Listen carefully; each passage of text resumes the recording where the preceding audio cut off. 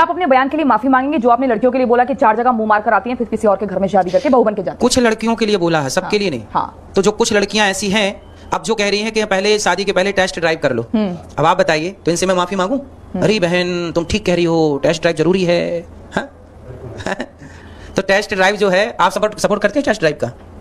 नहीं, मैं तो सिर्फ आपसे सवाल करूंगी, आप मेरे ओपिनियन को भी है, मैं तो आपका जवाब जानना चाहती हूँ। पहले आप बताइए कि टेस्ट ड्राइव करना शादी के पहले सही है कि गलत है? नहीं, मुझे लगता है कि ये तो एक नया चलन शुरू हो गया। मेरा तो खैर अगर पर्सनल थॉट आप बोलेंगे तो मैं तो उसको ठीक नहीं मानती। हाँ, वही हमने भी कहा कि जो गलत है उनके लिए गलत कहा, कुछ महिलाएं कुछ पुरुष गलत हैं, क्योंकि वो तो रिश्ता प्रेम का होता है। फिर मैं आप लेकिन ठीक है, लेकिन आपको लगता है वो आपने ठीक कहा है, 4 जगह वो मुंह मारकर आ रही है। कुछ महिलाएं कुछ पुरुष।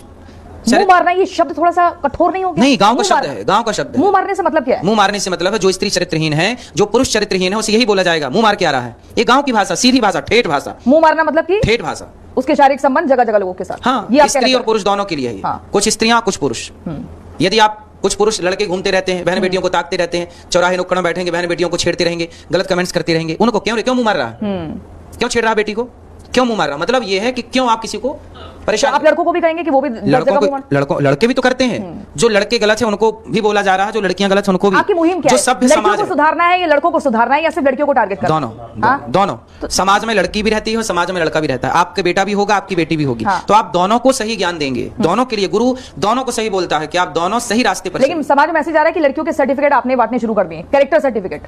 कैरेक्टर देखिए, वो तो कैरेक्टर सर्टिफिकेट हम कौन होते हैं देने वाले, लेकिन माँ बाप यदि बच्चों को समझाते हैं कि बेटा आप चरित्रवान बनना, चोरी और जारी से बचना, तो क्या माँ बाप बच्चों को सर्टिफिकेट बांट रहे हैं चरित्र का? और माँ बाप नहीं बांटेंगे तो कौन बांटेगा? पड़ोसियों से लेने जा, भैया आप हमें सर्टिफिकेट दे दो। भाई माँ बाप नहीं समझाएंगे बच्चों को, गुरु नहीं समझाएंगे बच्चों को, तो कौन समझाएंगे?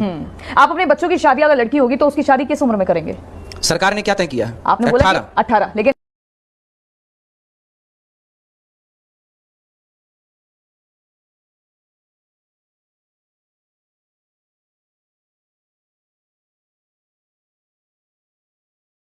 सुना और सुनाया जाएगा।